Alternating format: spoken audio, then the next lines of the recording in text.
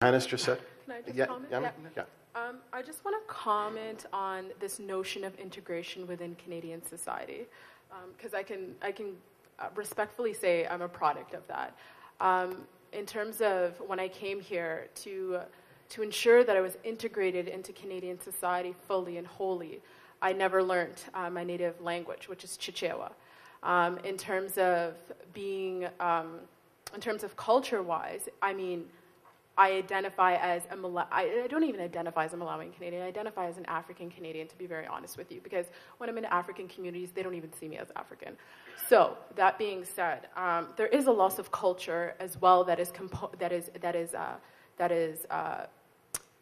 associated with this integration. So I think we need to be careful also about the way that that we pose these questions, because the fallout in terms of what it means to be, I'm going to pose a question to the audience. What does it necessarily mean to be Canadian?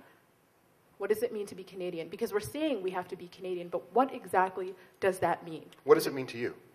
What it means How do you define it? Okay. To play hockey. To play hockey. Okay, it's more than, I guess it could be, for me, it's more than that. To be Canadian is to, in all essence, if we're talking about dominant society, it is to be white Canadian, right? That is what is perceived as Canadian. If you're sitting in a classroom, I'm constantly asked, where are you from, where are you from, where are you from? But as we stated earlier, there have been blacks that have been here for 400 years, so they would respond Canada, right? So I think that in terms of what it means to be Canadian, it's very sticky because of the notion of multiculturalism. But I can tell you what it means to be dominant Canadian, but what it actually means to be Canadian, I don't think I can provide that answer for you. Well, what should it mean? When you imagine the kind of Canada or what it means to be Canadian, what should it mean to be Canadian What in your should mind? it mean to be Canadian? I honestly, I can't give you an answer. I really can't, because, I mean, we're on colonized land, right? So, like, idealistically, I can't even give you an answer. Because some people would say very simply, to be a Canadian is to be a citizen of Canada. To be a citizen of Canada. And that people construct themselves in a myriad of ways. And absolutely. Given the fact that we're a diverse group of people from many different kinds of backgrounds, we will, build that edifice, in different kind of ways. So that could be an answer. That could be an answer, but also in terms of you may be seen as a Canadian by holding a passport, but in terms of societal-wise, as we've discussed with the barriers that racialized communities face in terms of the job markets and whatnot, you're not fully a Canadian because your citizenship can be taken away, right? So I don't know. When I say it can be taken away, I don't mean it literally taken away. I mean in terms of identity, in terms of you being diminished as a Canadian, right? Oh, she's an African now, right. Due to, yeah. Okay.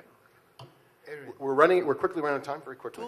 Just very quick. I just want to say to the gentleman that I personally recognize that this country, quote unquote, is one of the best countries in the world.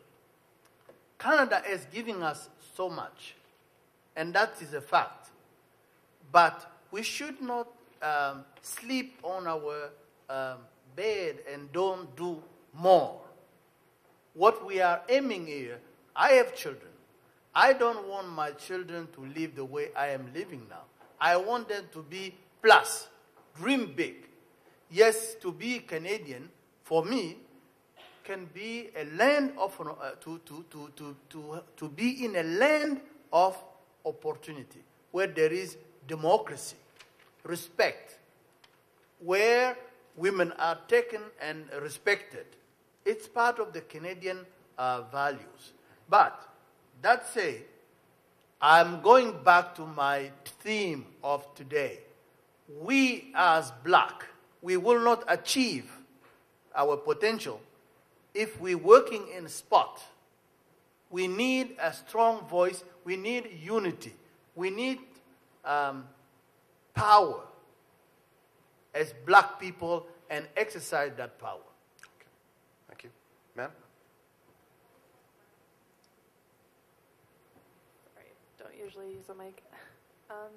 Just for you, Miss, I wanted to know, are there significantly different struggles If you could speak up just a little bit, Sorry. if that's possible. No, Are thank there you. significantly different struggles for women of a minority than people who are white or not a minority through your program? And if so, what kinds of things are they facing here that is so different, and why do you think it's happening? Okay, sorry, you're gonna have to. Can you repeat Okay. that question? I probably should have written. Can you say it one more time? Did everyone hear that? It was very well stated. If you could just, the volume just a little, just a little. I Higher. just wanted to know if there are significantly different struggles for women of a minority than people who are white or not a minority here, and if so, what kinds of things are they facing here in Ottawa that is so different, and why do you think it's happening in terms of like equity, since Canada has developed a strong position on the rights of all people, regardless of race and gender? Why is it different for people who are not white or a minority? Thank you. No problem. Thank you. So, I mean, in terms of the services that we provide, the difference between, you know, immigrant and refugee women is the fact of racialization, right? There's no doubt that racism exists, it's thriving, it's alive. And the barriers that women face based on not only the complexities of like race and gender, but also in terms of the multiple identities of age, ability or disability or sexual orientation. So we address, because we operate from an anti-oppression framework, we address a lot of the different issues that, because not all women are the same, the barriers that they face are going to be different. And so in terms of, you know, policies that have been put forth in like equity and issues around that, I mean, policies versus the policies that have been put forth versus what actually happens in real life are very different, right? So when women are coming into the center, you know, in terms of mainstream white women that access our services, they're not going to be talking about issues of, you know, language barriers that they may face. They may or may not, but if in terms of Canadian, if it's a Canadian white woman that's coming into Sask and asking for services, the chances of her experiencing racism are few and far between compared to those of the immigrant and refugee women.